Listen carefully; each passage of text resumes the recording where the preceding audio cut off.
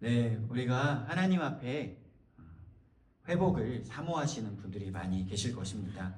우리 인생 가운데 위기가 찾아오고 또 절망이 찾아올 때에 하나님, 저는 나의 열정을, 나의 마음을 회복하고 싶습니다.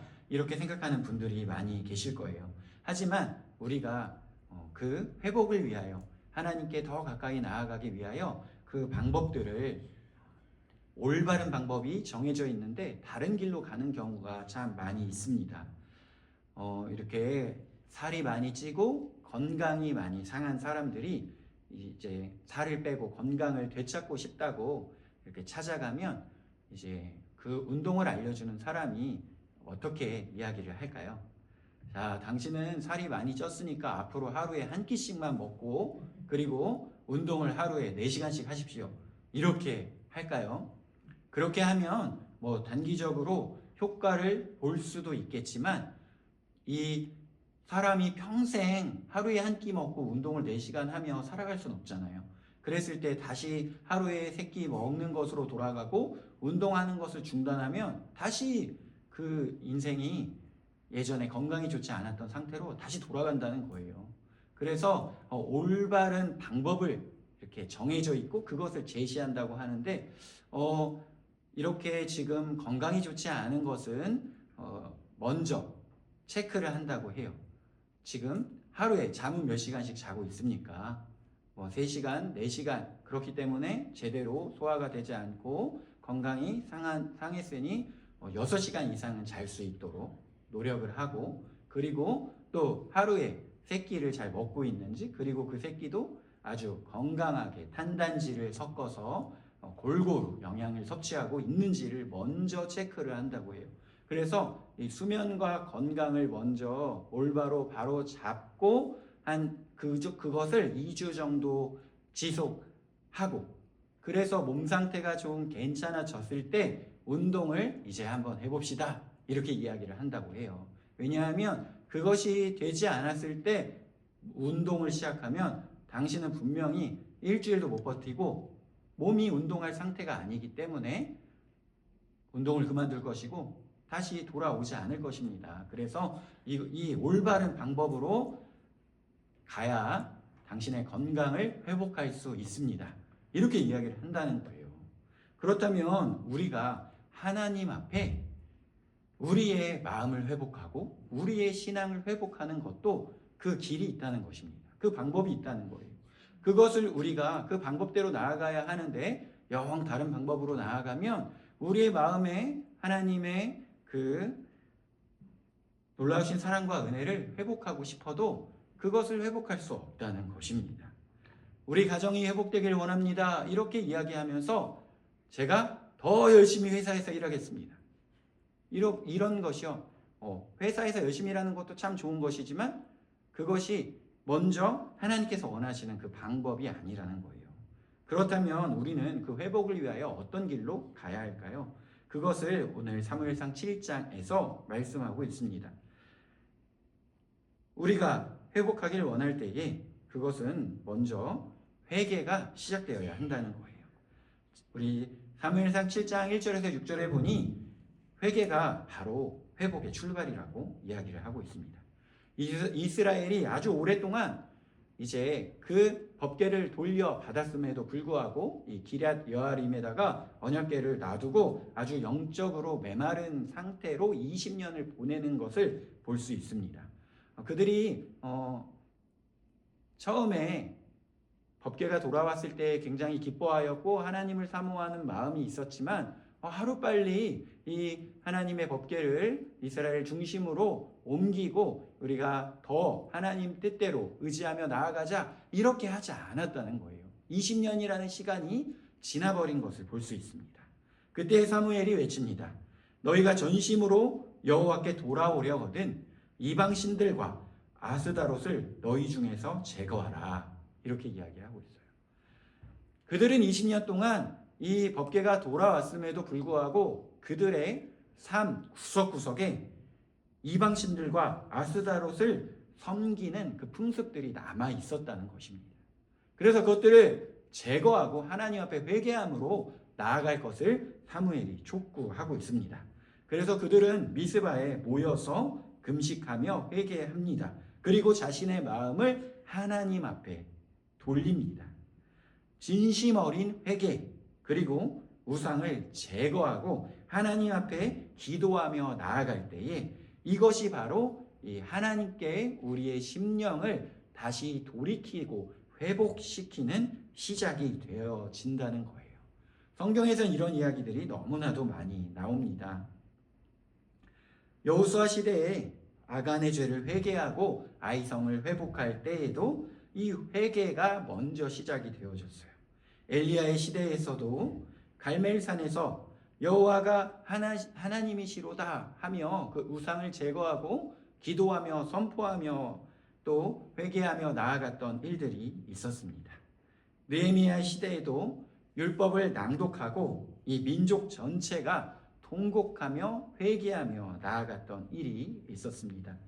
요나의 시대도 마찬가지죠. 니느웨의 백성들이 집단으로 회개할 때에 그들을 심판하시겠다고 하셨던 하나님의 그 심판을 거두어 들이신 일이 있는 것을 우리가 기억합니다.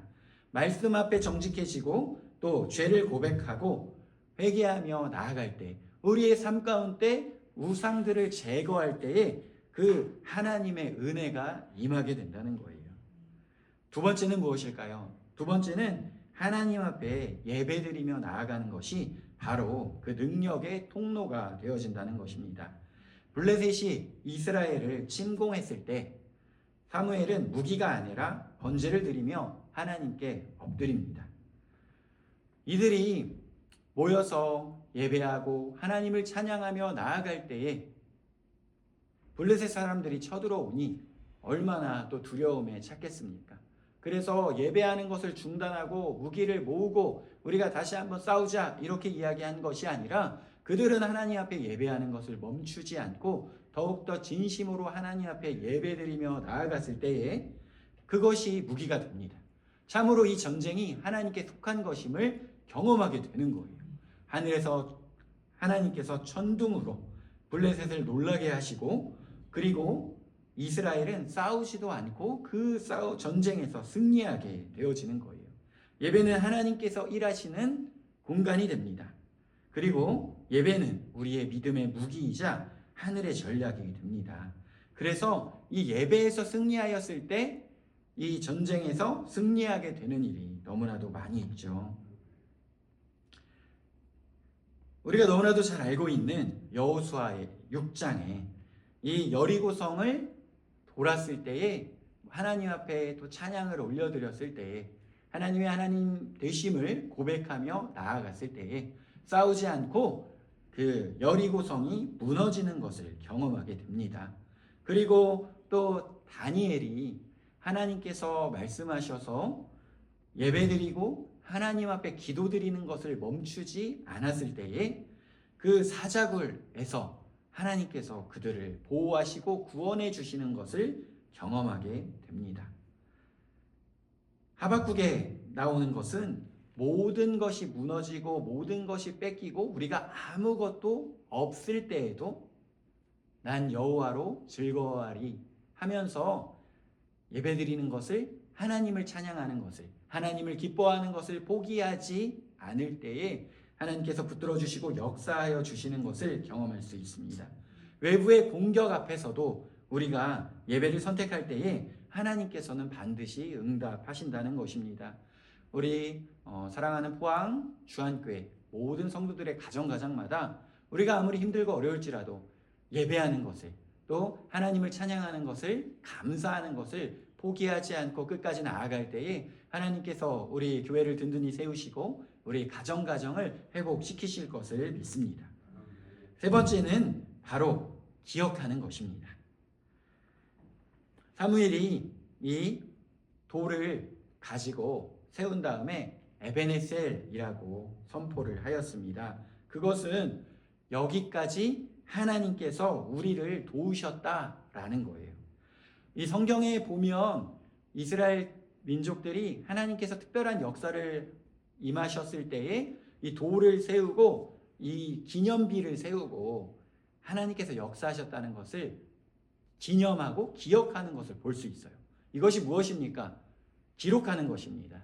이것을 통하여 이 자녀들에게 하나님께서 우리를 이렇게 인도하셨다라는 것을 이 기념비로 남겨두는 거예요. 이 돌은 단순한 조형물이 아니었습니다. 바로 하나님의 은혜를 기억하는 기념비였던 거예요. 이러한 장면들이 성경에서 또 많이 나오는 것을 우리가 볼 수 있죠.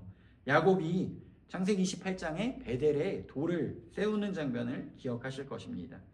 그리고 또 야곱이 라반과 계약을 맺으며 미스바에 돌 무더기를 세웠던 것을 우리가 알고 있습니다. 여호수아가 요단강 건넌 후에 12돌을 세우고 하나님께서 건너게 하셨던 것을 기억합니다. 엘리야는 무너진 제단을 12돌로 수축을 합니다. 돌단을 세운다는 것은 하나님의 도우심을 잊지 않겠다는 거예요. 우리의 인생 가운데 우리의 하나님께서 놀라우신 역사하심과 또 도우심을 우리가 다 경험하였어요. 그런데 시간이 지나고 우리가 그것을 그냥 다 잊고 그냥 추억으로 그때 참 좋았지 이렇게 이야기하고 끝나는 것이 아니라 그것을 우리는 이렇게 지금 실질적으로 우리가 돌을 세워놓고 기념비로 만들지 못할지라도 우리의 마음에 새겨 기념비로 세워놓고 우리의 자녀들에게 우리의 믿음의 후배들에게 이야기해줘야 하는 것입니다. 이때 하나님께서 이렇게 우리를 도우셨다. 이때 하나님께서 우리를 이렇게 지켜주셨다. 그런데 그 하나님께서 지금도 살아계시고 동일하게 역사하신다. 우리를 동일하게 지켜주시고 보호하시고 인도하여 주실 것이다. 이것이 우리의 힘이 되고 우리의 능력이 된다는 것입니다. 그래서 사무엘이 에베네셀 돌을 세우고 하나님께서 지금까지 인도하셨다라고 새긴 것은 그 하나님께서 앞으로도 인도해 주신다는 거예요.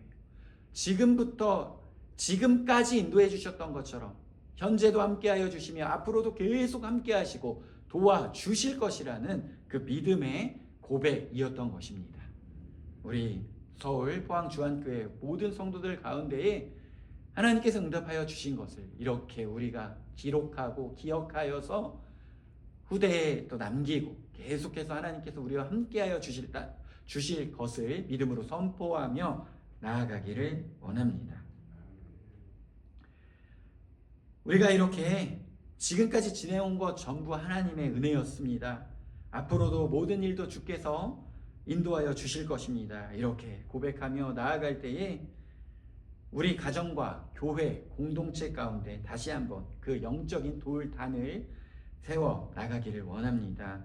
그래서 우리가 오늘 이렇게 하나님 앞에 돌아가고 다시 회복하는 세 가지 기억하여서 하나님 앞에 우리의 신앙이 회복되어지고 우리의 심령이 회복되어지며 다시 한번 하나님 앞에 돌아가는 길이 되어지길 원합니다. 그것은 바로 회개하고 예배드리며 하나님께서 역사하신 것을 기억한다. 이 세 가지 우리가 순종하며 나아갈 때 회복되기를 원합니다. 어떠한 외부의 공격 가운데서도 우리가 그 세 가지를 지키며 에베네셀 고백하고 선포하기를 원합니다. 이 시간에 우리 합심하여 기도하도록 하겠습니다.